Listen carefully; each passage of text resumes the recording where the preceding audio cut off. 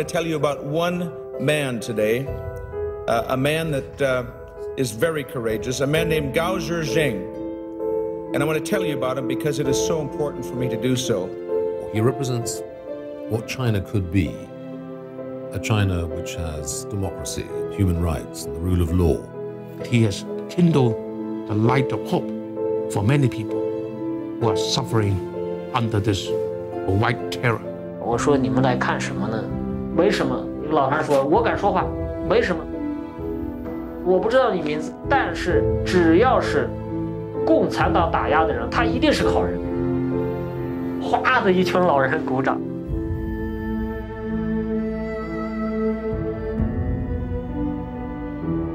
你要是爸爸来了，你想跟他说什么？如果你见到爸爸，我一定会哭很多，因为我终于这样见到爸爸了。一直都做梦，然后梦见我爸爸就是死掉了。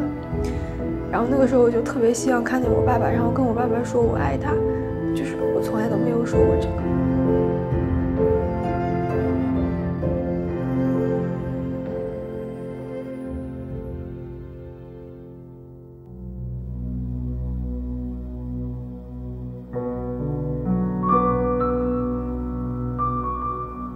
In a cave, carved out of the Lhasa Plateau, with no electricity and no clock to tell time, this was where Gao Zhisheng was born and raised. When he was 11 years old, his father passed away. Gao and his younger brother had to go off to work so that the family could repay the debts from his father's medical expenses.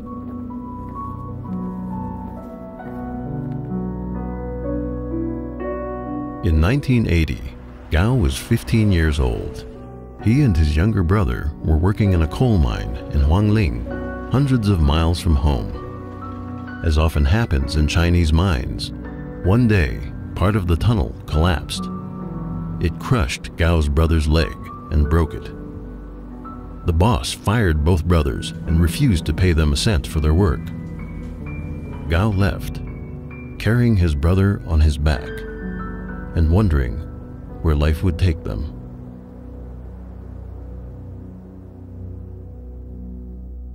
Gao eventually enrolled in the army, having heard that soldiers were well fed. After spending 3 years working in the cafeteria, he was discharged and decided to live in Kashgar, an ancient but remote city in northwest China. He earned a living selling vegetables from a street cart. Then, one day, an old piece of newspaper changed his life. 有一次就是说有一个机关干部就是买菜的时候呢，就扔掉了半张报纸啊，他捡起来，他一看是个法制日报，法制日报说要到多少年，中国需要有15万的律师啊，考取律师呢，自学考试，自学法律呢是他唯一的途径。他看到以后呢，我就觉得他是特别的兴奋，我觉得他就有那种跃跃欲试的感觉啊。我的外力之情，只为需要而来，即为受害儿童的需要。Gao made this statement to the Intermediate Court in Dandong, a small town in northeastern China's Liaoning province. He was representing Zhou Weiyi, a young boy who had been the victim of medical malpractice and gone deaf. After studying hard on his own and with only 3 years of formal schooling, Gao had passed the bar exam 3 years earlier and was now a licensed attorney. At a time when pro bono legal help was unheard of in China, Gao became known nationwide for providing free legal services to child victims of medical malpractice. 我将免费伴随孩子走完所有的诉讼履历。所以在高升当上律师了以后呢，成为就说为弱势群体打官司比较出名的律师的时候呢，就会有同行的律师就会把一些拄着拐杖的、那个摇着轮椅的领到他的办公室，甚至有一次还把路边跟那种乞讨的一个人也领到了他的办公室。高升就买了好多烤包子，先吃吧，先吃饱了，再看看你的事儿，看看我们能帮助什么。我们每一年我有1/3的精力，我是给穷人免费打官司，因为我们觉得就是首先从一个角度来讲，我不能脱离和穷人的接触，这是我了解中国社会底层的一个最直接的管道。对。另外呢，我自己就是穷人出身。第三个呢，是我个性。我的个性呢，听了这些一些山穷水尽的一些人来求助的时候，他流泪的过程恰恰又是我的流泪过程。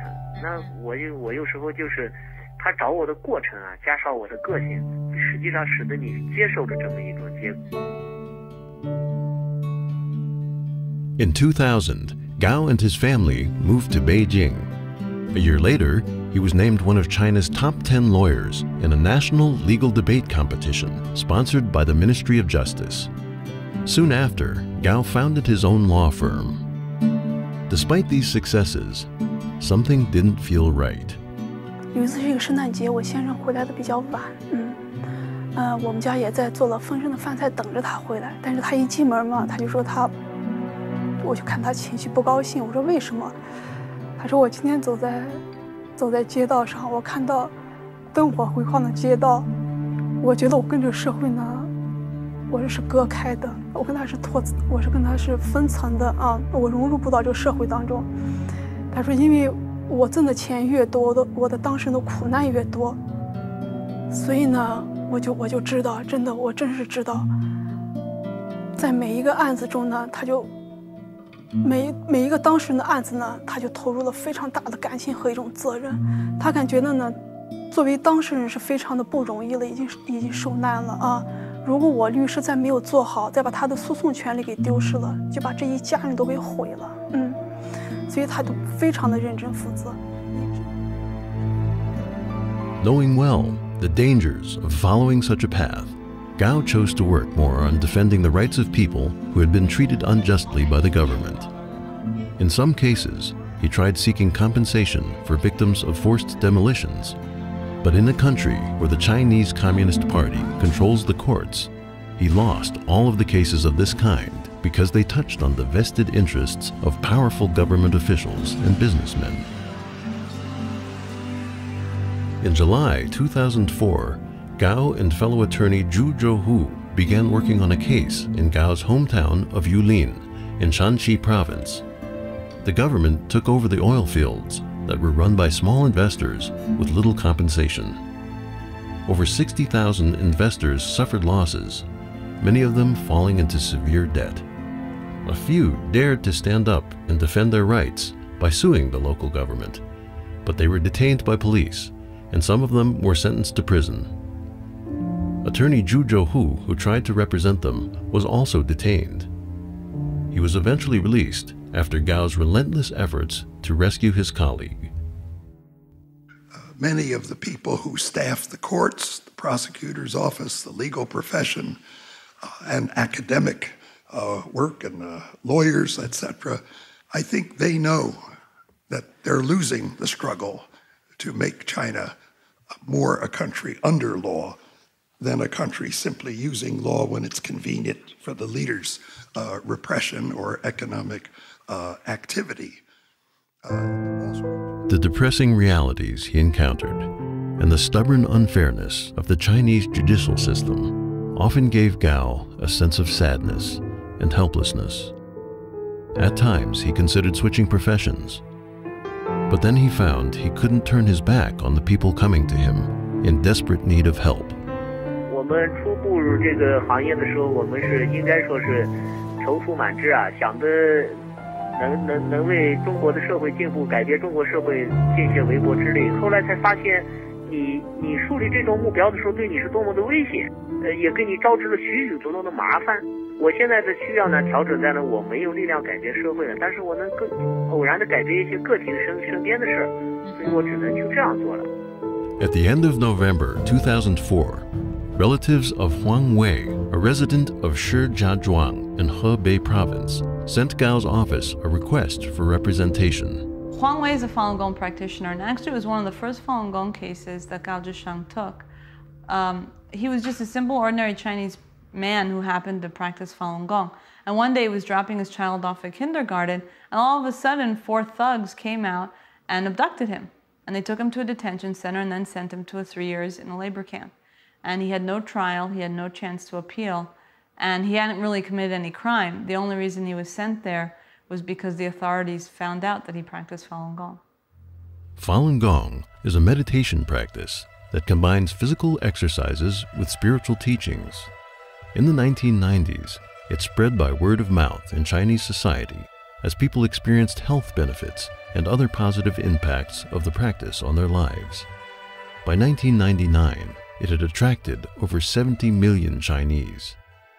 At that point, the Communist Party, with its intolerance of independent thought and civil society groups, began to view Falun Gong's popularity as a threat to its power. Party leaders banned the practice and unleashed a brutal and systematic campaign to stamp it out.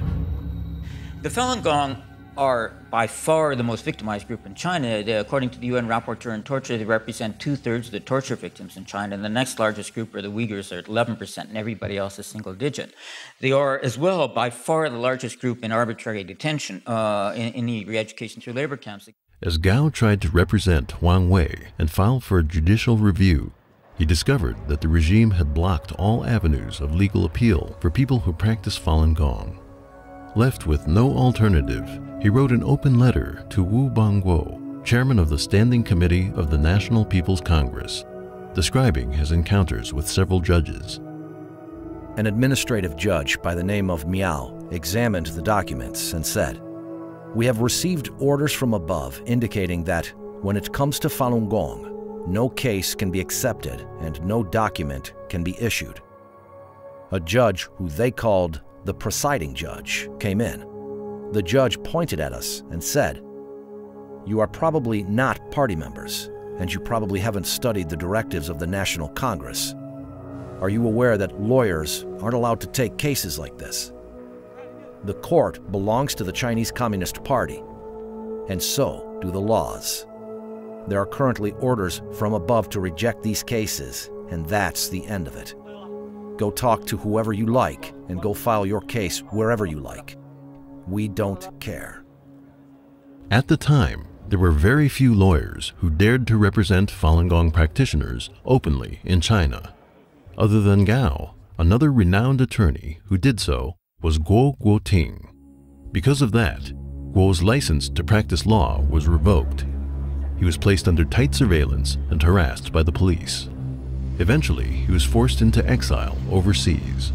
我代理一共是6个案件，那其中2个非常典型，一个是齐延来，还有一个是陈光辉。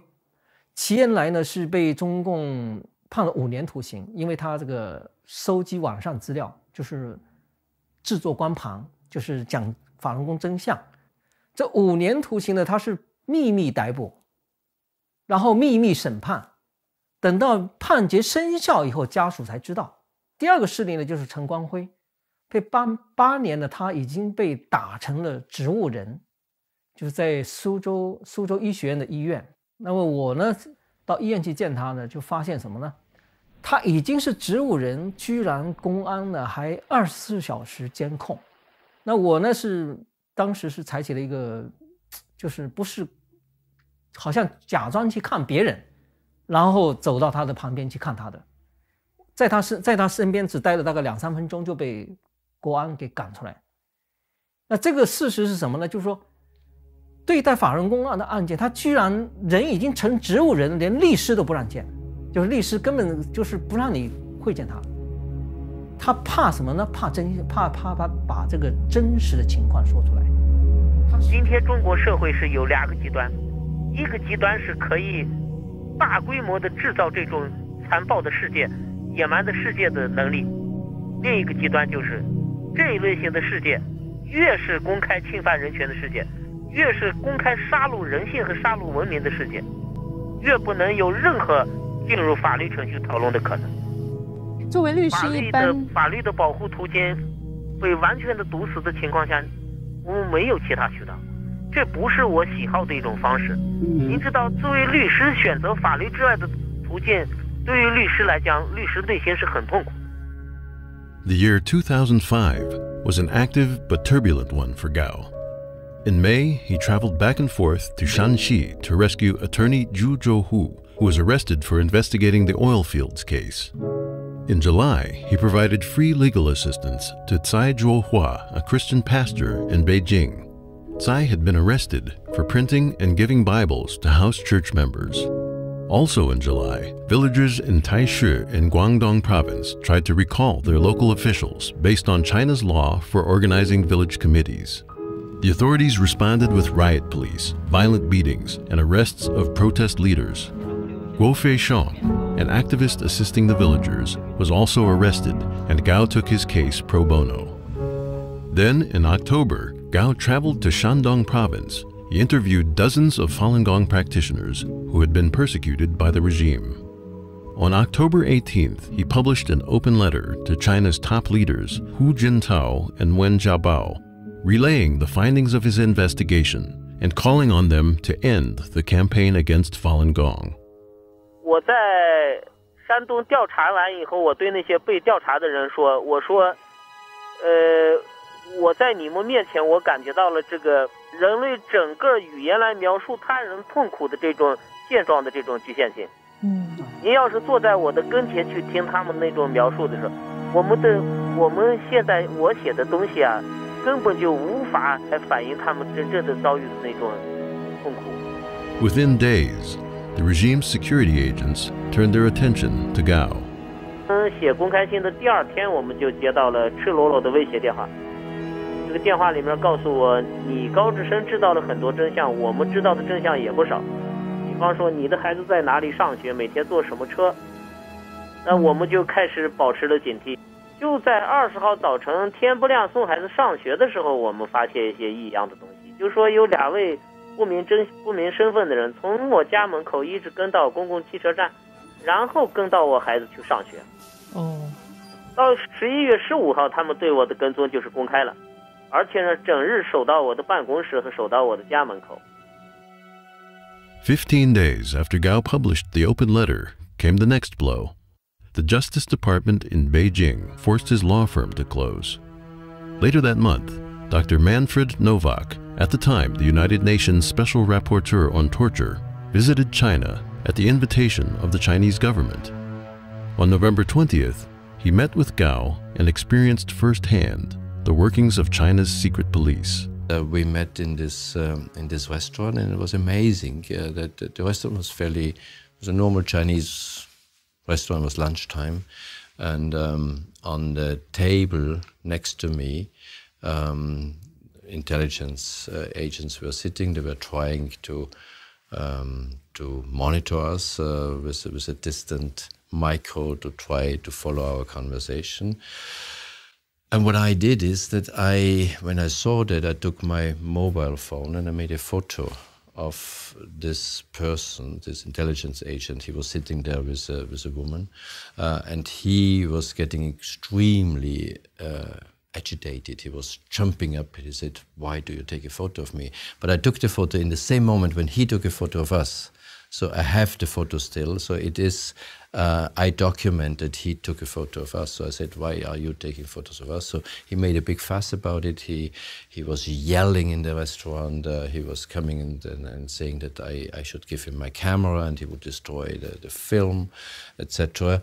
And then this was really, and then we said, "Sorry, I'm not giving you anything, but please don't disturb our meeting." But he continued to do so, and there were other intelligence people coming.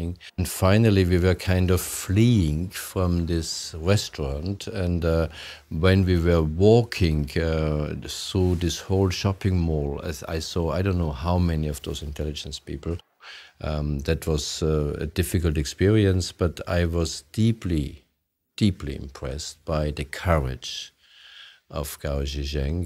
He was not at all, even in this main incident we had in this restaurant, he remained very calm. He tried to calm the intelligence guy down, but he was an extremely courageous individual, and he would not now change the information that he would provide me with. So he was very, very open and told me whatever he felt was important in order to assist my mission of investigating torture in China. In contrast to the harsh reaction from the Beijing authorities, Gao's open letter received an enthusiastic response from ordinary citizens across the country. Persecuted Falun Gong practitioners wrote letters inviting him to their areas to learn more about their situation. On November 29th, together with his friend Zhao Guobiao, a journalism professor from Peking University, Gao successfully shook off the secret police that were following him. The pair then traveled to Shandong, Liaoning, and Jilin provinces. They conducted a 17-day-long fact-finding investigation into the persecution of Falun Gong by the Chinese Communist Party. On December 12th, in a cold room in Changchun City of Jilin Province, Gao wrote another open letter to Hu Jintao and Wen Jiabao, the leaders of the communist regime.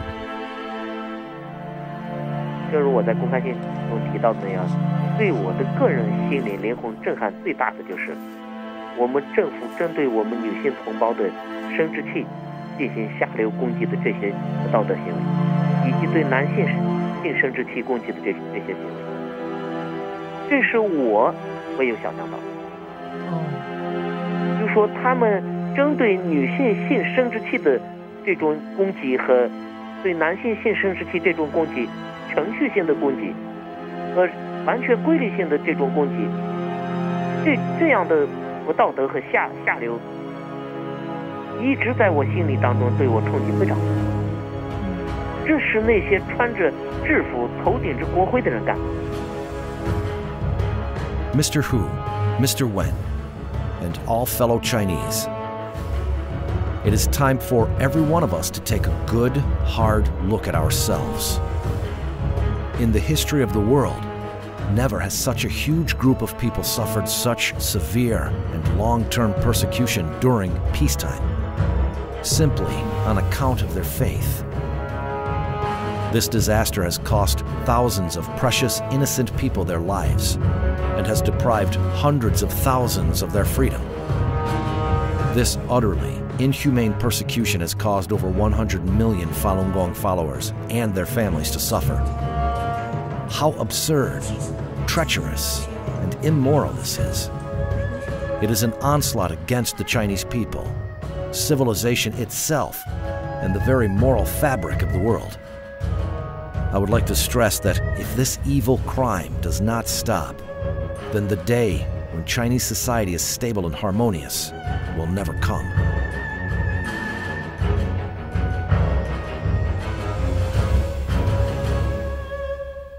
The day after publishing the open letter, Gao also published a statement declaring his withdrawal from the Communist Party in the Epoch Times, an independent Chinese newspaper based in the United States. He called it the proudest day of my life. 您知道是这一次的调查和那些走下老虎凳的人的一起共同生活，是他们实际上是他们的精神帮助我摆脱了这种精神羁绊。也就是说，我们感觉到我们民族处于一种极度危险的时刻。那么，我个人为了保住一个律师资格，为保住我自己的律师事务所，而不去和人民站在一起的时候，这是我的羞辱。所以我最终选择了退出这个杀人自己的。Gao's speaking out for Falun Gong and withdrawing from the Communist Party touched the party's most sensitive nerves. The regime reacted with tighter surveillance and ever-increasing threats. 这辆上海大众没有牌照的。对，他们跑掉了。这辆车也是。这个也是的，这个也是的。哎，这个就这个跟上了。对，看到了，看到了。对，胡家设计师，胡家车号是啥？他没有带车号，他是一个没牌车。他闪着这个，闪着大灯，他不让你看得见。看这个都是的，看到了没有？看到了。看到了，看到了。快，两个都是没有牌照的。11 days later, Gao was driving home, and there were very few cars on the road. Suddenly, the car in front of him, whose license plates were covered with newspaper, came to a halt. Gao almost crashed into the back of that car, but slammed on the brakes just in time. He got out of his car and tried to check the license plate at the front of the car he'd almost hit. The driver then suddenly hit the gas and tried to run him over. Gao quickly jumped into a nearby flower bed to escape. As the car drove away, its license plate was exposed. It read capital EB8233. At that moment, he realized something. This was the same number as one of the secret police cars that had been following him for the past few weeks. 很多朋友都告诉我，中共要抓你，或者说他要干掉你。我就告诉他，当你把干掉你和抓起来，把你抓起来当作是危险的时候，视作是危险的时候，我们每时都处在危险中，因为中共建政以来屠杀了多少人，每天都在大量的抓人，再多抓一个，再凶杀。为什么就该是他人？但是 To protest the Communist Party's growing suppression of civil rights activists, Gao initiated a hunger strike movement in early 2006. Each day, a different set of people would fast for 24 hours, with the hunger strike rotating daily from group to group. Chinese people from all over the world followed. 今天中国有25个省参加了绝食，这25个省同时参加绝食。山东给我发的来的短信就是，山东今天有3000人参加绝食。等一会儿12点钟开始，到明天的12点钟，我们上海20多位上访的人开始绝食。为了声援海内外受迫害的人士，我愿以绵薄之力站在正义一边，向邪恶说不。我们的心是向着这个国内的维权的行业的朋友的，向着高志胜的，就是高志胜他们这个现在这个义举啊，后面有千千万万的人支持。That he was someone different. He was another league of activists or league of dissident, someone who was really able to bring together people from different walks of life and unify the activist community around him. And I think that that's exactly what the Chinese government sees too, and that's why they're so afraid of him. With constant police harassment making it impossible to live a normal life, Gao left home in March 2006 and traveled around China for 6 months. Wherever he went, people would approach him to express their support and admiration, ignoring the risk of punishment by the secret police, who were never far behind. On April 15th, Gao and a friend arrived in Chengdu, the capital of Sichuan province in the southwest. Several supporters were waiting for them. 一下火车就一出站口不到就1分半左右，发生了4起暴力事件。有一些年轻人抢着过来跟我握手，一下扑过来15、16个打手，当场把这3个年轻人给打得暴打以后，就拳打脚踢以后，就给每4、5个人对付一个，把头摁的就几乎是90度的这种形状就给压走了。我一看，我就准备跑步离开。再不和任何人握手，也不让任何人给我打招呼。就在我跑的时候，突然对面又闯过来一个年轻人，给我塞了一盘那个到处都能买到的甘地转。年轻人头还没有转，身还没有转过去，又遭到了中共特务的暴力殴打。打完以后又给押走了。Speaker, I move to suspend the rules and agree to the resolution H. Con Res 365. Meanwhile, recognition of Gao's work and courage was also growing outside China. 365, concurrent resolution urging the government of China to reinstate all licenses of Gao Gersheng and his law firm, remove all... Lawyers like Gao Jingsheng, who dare to follow the law and represent clients, are harassed, threatened, beaten, forbidden to practice, moral courage and imprisoned. Is a rarer commodity than bravery in battle or great intelligence. Yet it is the one essential, vital quality for those who seek to change the world which yields most painfully to change, end quote. Madam Speaker, Chinese human rights lawyer Gao Gersheng is precisely the type of individual Robert Kennedy had in mind 40 years ago in Cape Town. 2 months later, on June 4th, 2006, European Parliament Vice President Edward Macmillan Scott called Gao.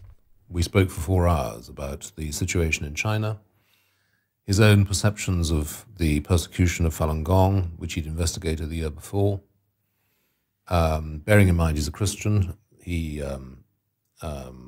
shared some thoughts with me about his own religious feelings, and about the future of China. I asked whether he was aware that by having contact with me, he was exposing himself to risk, and he said he was aware of the risk. And I think what it shows is the extraordinary courage of people who know exactly what the regime can do.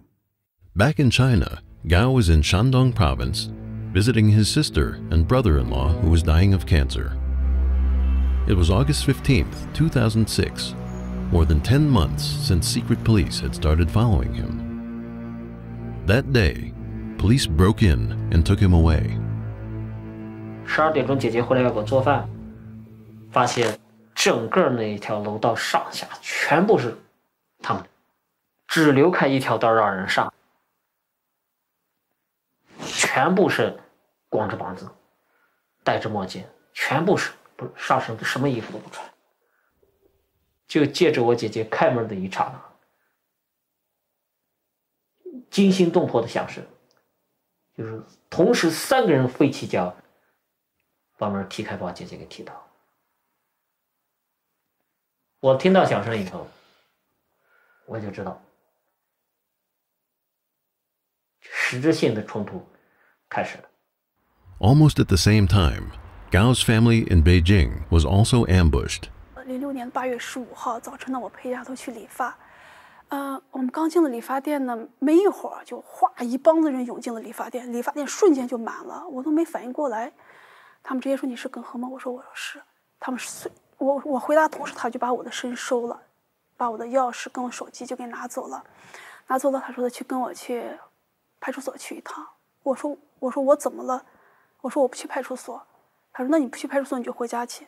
啊，我们家是2楼，我们家2楼到3楼呢爬满了人，都拿着那个我第一次见那种摄像机，风咵咵咵，那是我第一次见，我觉得很害怕。最快的速度来了以后，就人直接上来就坐到我嘴巴上，然后一个人把我这头发一把揪住以后，迅速的用那个黄胶带在我嘴巴上缠了几圈以后，把我拖到地下以后呢，2个大汉就踩到我2边腿肚子上，就让我跪在地上。跪下以后，就开始那个蒙眼睛，拿那个黄胶带又在眼睛上蒙了几层，然后套头套。头套一套以后呢 Still barefoot and wearing only a pair of shorts, Gao was forced into a police car, a black hood covering his head. His shirt had been torn to pieces by police. They drove for 9 hours, taking him back to Beijing and to the city's No. 2 detention center.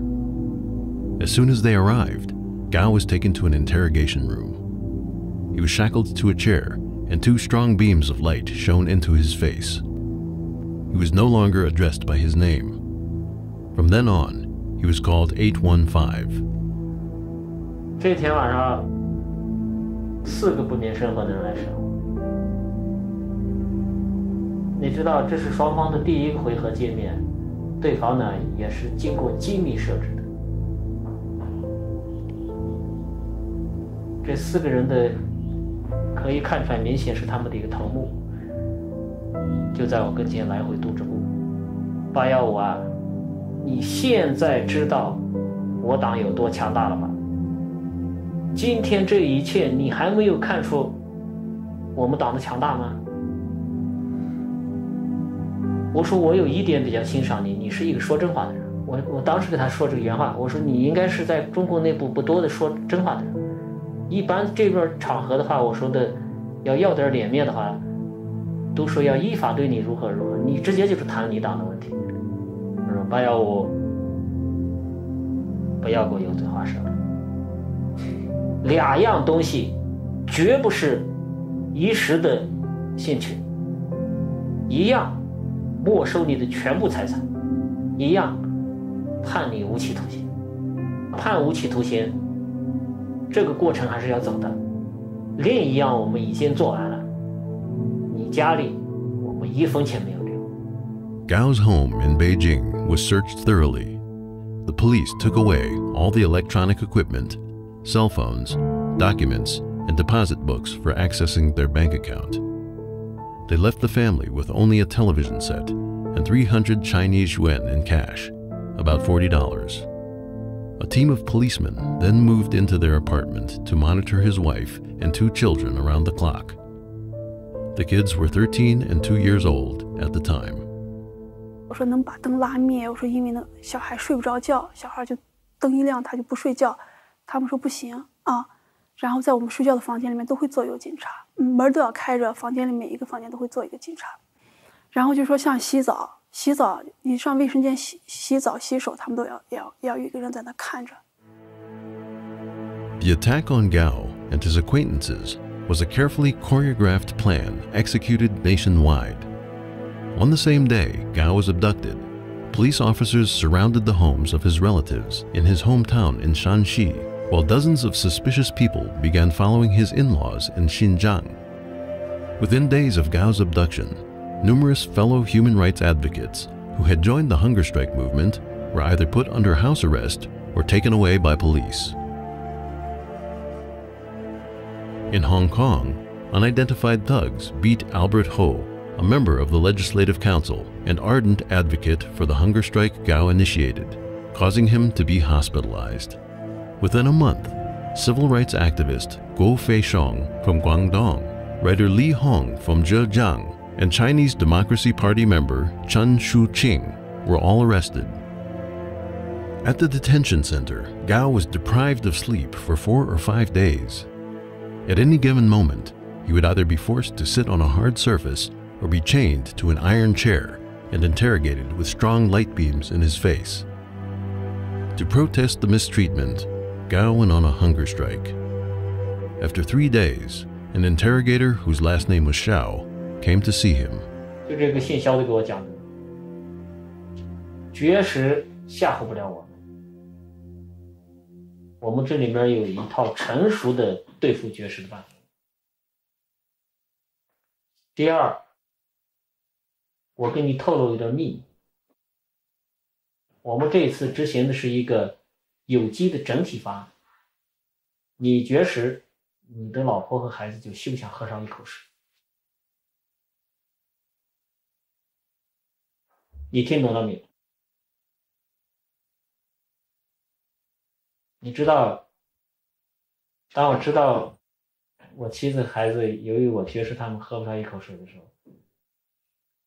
我真的精神为之一振，狠狠地敲击了我一下。我就问他，我放弃绝食，我的妻子孩子是不是能够恢复给他们喝水吃饭？没问题。我说我放弃绝食。October 6 was the Mid-Autumn Festival that year. It was the 53rd day since Gao had been abducted. It was also Geng He's birthday. That day, the Beijing Public Security Bureau brought Geng He to the detention center to see Gao. It was the first time they had met since he had been taken away. The police had put a lot of pressure on Geng He to persuade Gao to surrender. 他为耿和做了很多工作。你知道，当着一个母亲的面折磨2个孩子，给母亲讲要毁掉这2个孩子的一切。我们耿和啊，倒不是说我喜欢这样的存在，但是呢，中国女性这种传统的嫁夫随夫这种传统的美德啊，在她身上都有。如果她是一种美德的话，从来不求我，从来都是听我的。好在呢，我不胡来，我不是说她听我的我就保护，我就。她突然站起来给我鞠了一躬，说小哥，我求你了。一说我马上就眼泪流出来。我问耿和你想说什么？你不说。他说你知道我和孩子现在的生活在一种什么样的状态下生活吗？我说我现在不想知道。我说我现在不想知道。我说你肯定清楚我为什么不想知道。他说小光，我求你了，你就听我一句话，你就从现在起你什么都不要想，什么都不要想了，就为我和孩子活上几年，行不行？我没有做任何思考，我说耿贺行，没有问题。我说任何价值都不能在你的这个要求之上，而你的这个要求是最低最低。你是对孩子的父亲，对你的丈夫提出这样的要求，为你们活几年没有问题，从现在起我就为你们活着。这10月6号见面就是谈了这么一条内容。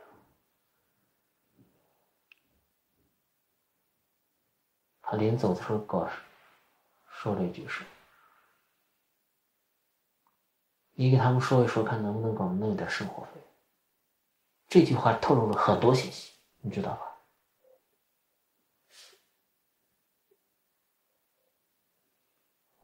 这最简单的一句话，把所有他们在外面的处境全部勾画清楚。A month later, the situation took a turn for the worse.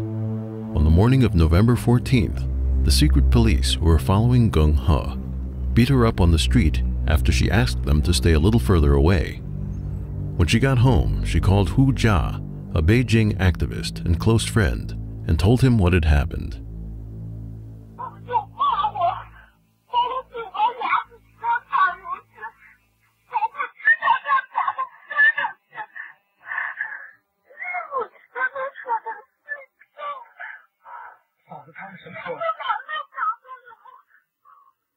At the detention center, Gao was informed of the attack. That night, he refused to have dinner. Then, he asked to meet with the interrogators. 你们要怎么样？现在开始给我提出来，认罪，还要写悔罪书。我说我能得到什么？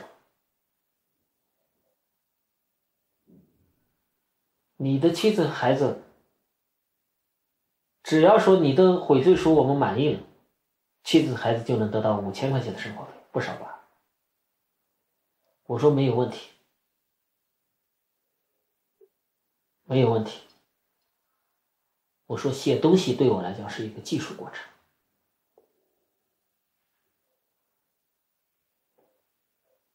我说再不讨价还价，只要我的妻子孩子能获得生活费，我有一个条件，先支付他们2000块钱，我现在就开始。不行，这不是像你想象这么简单，这还有一个法律程序。你写的东西上面看，逐级报上去看了满意了，钱肯定要给。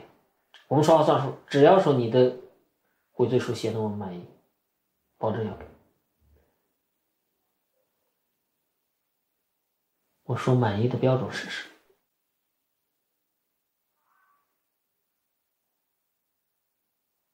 其他的都可以忽略不谈，必须承认法轮功问题全部是捏造的造谣。我说那我的妻子孩子就要饿死了。如果你在这个问题上没有任何弹性的话，就让我妻子孩子去死。你不要着急，白牙武，可以文字上商量。In order to get back 5,000 yuan of his confiscated money for his wife and children to live on, Gao began writing a repentance statement. Within a week, half of his hair turned gray. Still, the authorities were not satisfied with his statement. 最后面试的所谓的悔罪书，样稿是他们拿出来的，我超疼，我什么都不想了。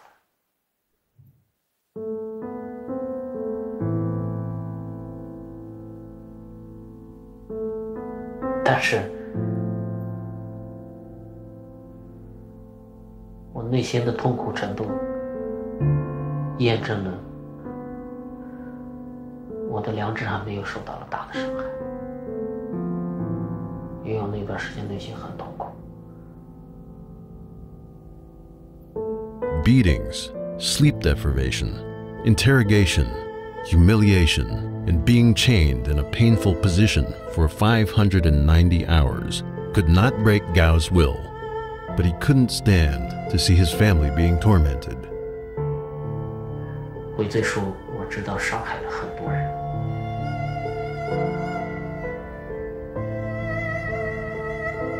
伤害了很多我相信的人，伤害了很多我原本想保护他们的人。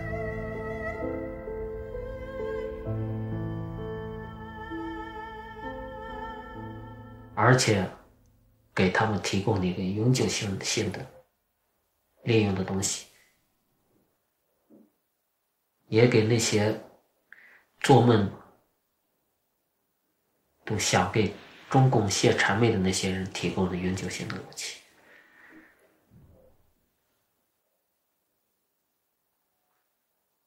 我自己不是一种虚荣，不是一种完全的爱面子，但是这个东西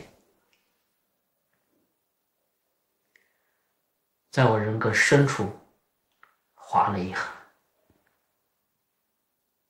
On December 12, 2006, Gao was tried in secret at Beijing No. 1 Intermediate People's Court.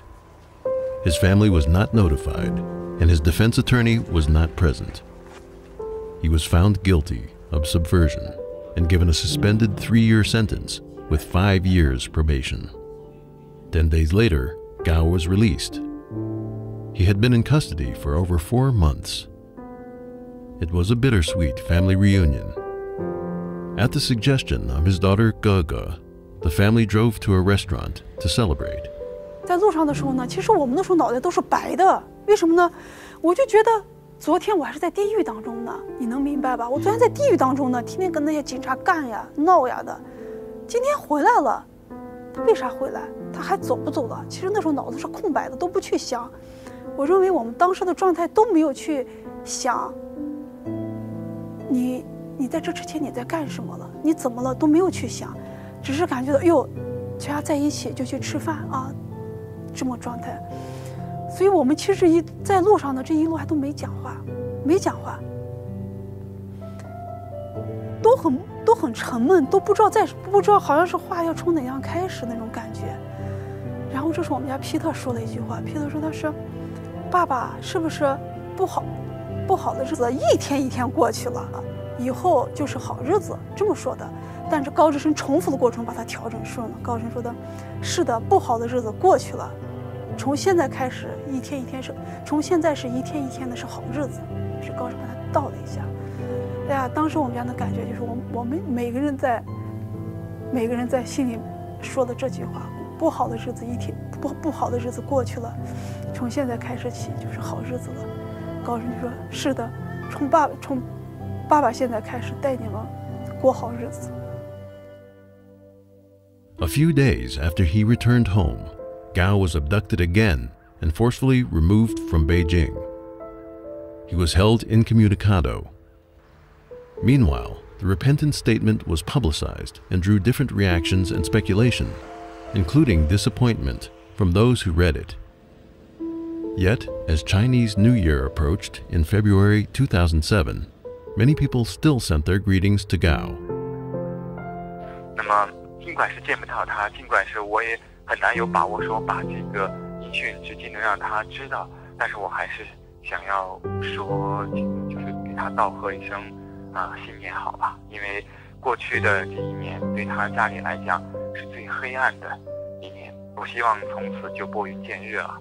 希望祝他的家人在这新年的身体健康了、平安了，祝福他一家人能够团圆生活在一起。很长时间没有跟话，很惦念您，我本人向您全家问好。In April 2007, Gao was released and returned home to Beijing.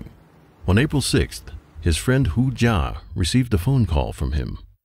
This was the first time the two had spoken since Gao was abducted in August of the previous year.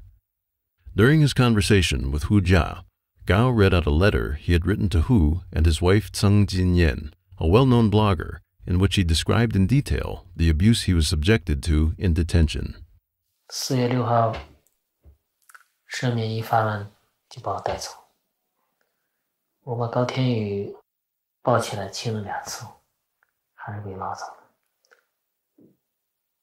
去密云的路上很神秘，一会儿换一个引导车，一会儿换一个引导车。哎呀，我就跟他们讲，我说的你跟我还玩这一套。然后去了就说，你现在已经完全越过了我们的忍耐底线。我说，你有没有看到我刚才离家出走的时候，亲了我儿子2次？我老子从来都没打算走出家门再进家回家。也在那儿谈了6天轮番的上阵。最后就是他们做出了让步。 Even as Gao was under constant surveillance and forced to give up his legal defense work, his influence was still being felt. Other lawyers courageously picked up where he left off, trying to defend Falun Gong practitioners in court. At the end of April 2007, in Shijiazhuang, a city 400 miles from Beijing, 6 lawyers disregarded the regime's threats and presented a historic defense of freedom of religion before a Chinese court. They defended Wang Bo and her parents, who were being put on trial for practicing Falun Gong and distributing information about the human rights abuses suffered by practitioners. This was the first time that Chinese lawyers had overcome the obstacles set by the Communist Party and argued against the unlawful persecution of Falun Gong in court. Wang Bo and her parents were ultimately sentenced to prison despite the lawyers' efforts. But a path had been opened. Since then, dozens of Chinese lawyers have pleaded the innocence of Falun Gong practitioners in court. In any society, there are always some people, good people, and they are willing to sacrifice for other people's, all the people's interest or their justice. But in many cases, especially in China, they need to find a direction or a way to do that. And I think Gao Zisheng set up an example and point out in Chinese society, the most injustice is the persecution of Falun Gong. So if you want to bring justice to the society, you have to face Falun Gong issue.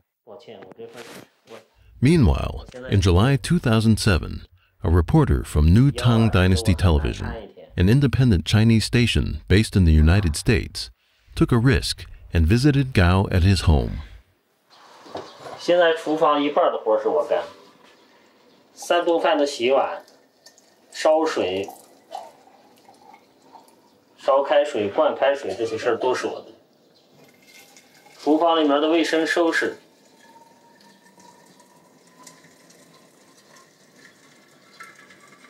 这也算是一种提高。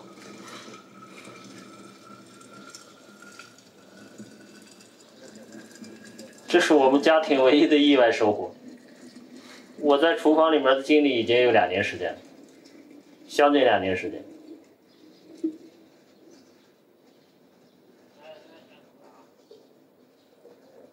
这实际上向耿和澄清了一个事实，就说他过去说我不愿意进厨房。 这不是真实的。事实上，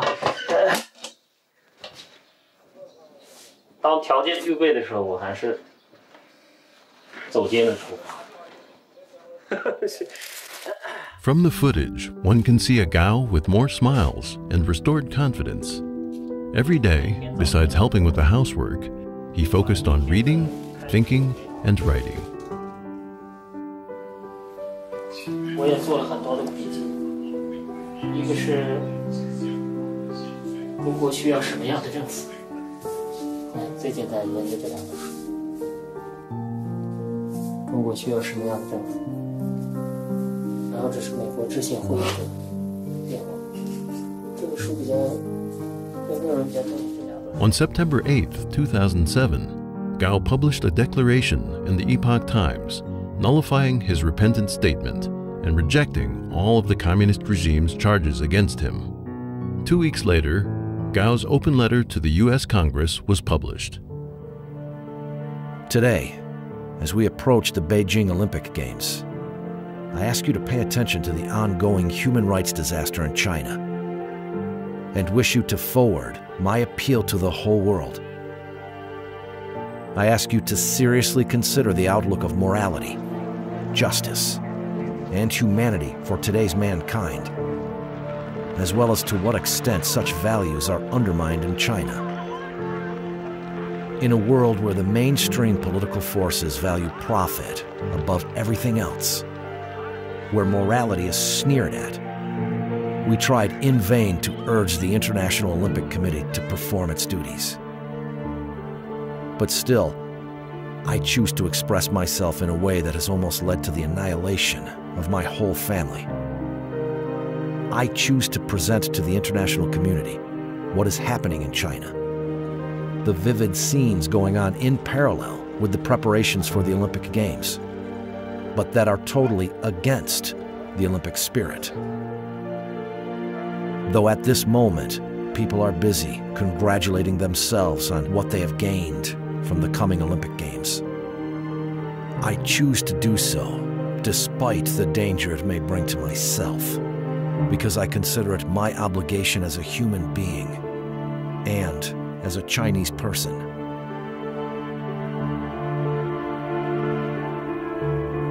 But Gao's appeal may have come too late. On September 6th, as he was drafting this open letter, during the Asia-Pacific Economic Cooperation meeting in Sydney, Hu Jintao, the Chinese Communist Party General Secretary, invited U.S. President George W. Bush to come to Beijing to watch the Olympic Games. Bush accepted the invitation. And once again, he extended an invitation to me and Lauren, our family, to come to the Olympics. And of course, I was anxious to accept. For writing his open letter to the U.S. Congress, Gao was again abducted by the police, his head covered in a black hood. He was taken to a secret place. More than 2 months later, he returned home with scars and deteriorated health. At first, Gao didn't want to talk about his ordeal, but at his wife's urging, he eventually wrote out an account of what had happened to him in custody. 4 men with electric batons began beating my head and all over my body. Nothing but the noise of the beating and my anxious breathing could be heard. I was beaten so badly that my whole body began shaking uncontrollably. I was shouted at by a guy whom I later learned was named Wang. All my clothes were pulled off, and I was totally naked. The electric shock batons were put all over me, and my whole body, my heart, lungs, and muscles began jumping under my skin uncontrollably. I was writhing on the ground in pain, trying to crawl away. Wang then shocked me in my genitals. My begging them to stop only returned laughing and more unbelievable torture. This torture continued until around noon on the 3rd day. I don't know where I got the strength to endure, but somehow I struggled to get away from their grasp, shouting the names of my 2 children, Tianyu and Gege. I hit my head on the edge of the table. My voice, calling my children's names, was chilling. It was extremely sad, remote, and unfamiliar.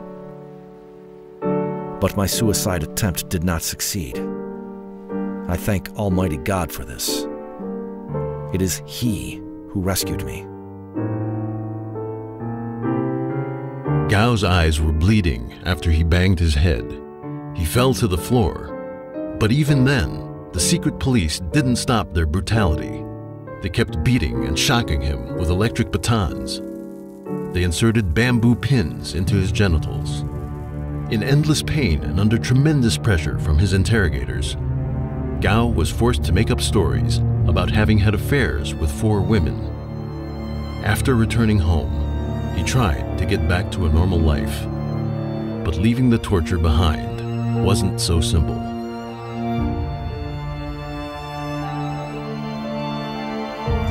他在家里就是说他很愿意活跃气氛啊。他在我们家有限的空间中嘛，他就活跃气氛，就带着孩子玩呀，带着哥哥玩，带着那个小的玩啊，比如说自编自导的那种小娱乐节目啊，哄着孩子又跑又跳又上床的那种啊，就那样。但是我就不参加到他们的其中，我的性格不是那样子。我的心里吧也特别沉重，因为高升受的这些苦呀，在我脑子里面我忘不掉，啊，我忘不掉。我前天我在他们跟前说，我说一辈子直到临死闭眼睛之前，这一幕我是绝对忘不了，因为你不可能说是跟一个技术过程一样，你说不忘就忘，真的忘不了。我有时候晚上睡觉一睁眼我就能想起这一段。有时候去厨房洗个碗一低头我就能想起。我当时不是说这个形容过程对我刺激多大，我最震惊的就是这样的过程能在中国明目张胆的存在，而且是那些说代表中国的人，代表是我们政府的人，是代表我们的人，代表我们行使权利的人干，这是最可怕的。Although Gao and his family were struggling and forced to live in isolation, they had not been forgotten. His courage and fight for justice were being widely recognized by the international community. Gao Zhisheng, he represented... In 2007, Gao was granted the Bruno Kreisky Human Rights Award in Austria, I'd be very honored if we could personally hand it and the over to Courageous him. Advocacy Award by fellow lawyers at the American Board of Trial Advocates. In 2008, he was nominated for the Nobel Peace Prize. With the 2008 Beijing Olympics approaching, the entire country was in a tense atmosphere. In the name of so-called safety precautions, the regime arrested tens of thousands of innocent people, especially activists, petitioners, and Falun Gong practitioners. While foreign dignitaries were enjoying the games in Beijing, Gao's family was forced out of the city.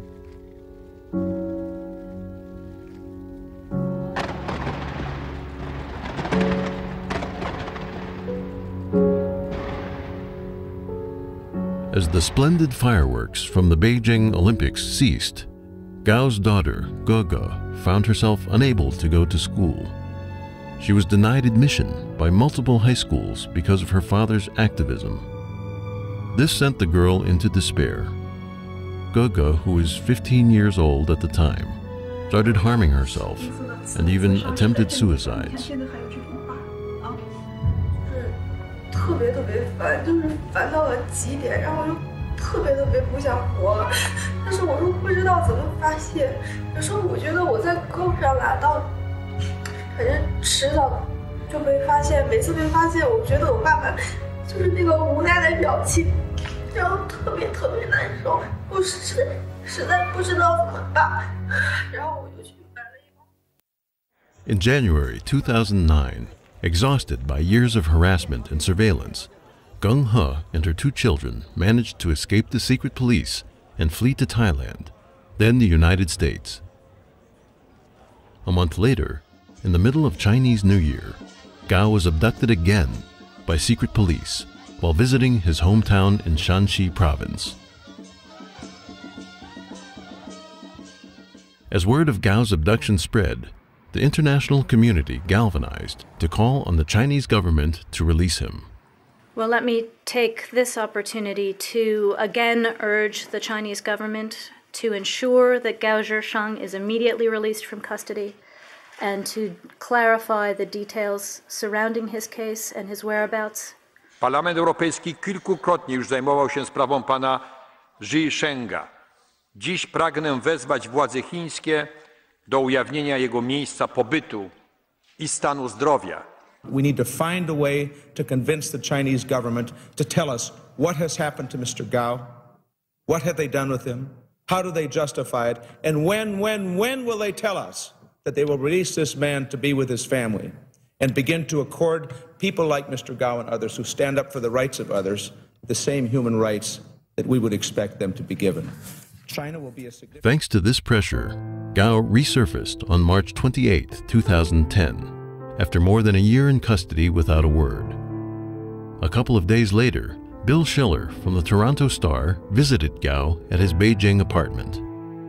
In his article, Schiller wrote, "Looking thinner, but unbroken, Gao said he was standing down from his role as a leading dissident, but he was not walking away from his basic principles. Gao said, 'Undoubtedly, I'll be giving up a role. But giving up a role doesn't mean giving up one's fundamental point of view.'" Within days, Gao disappeared again.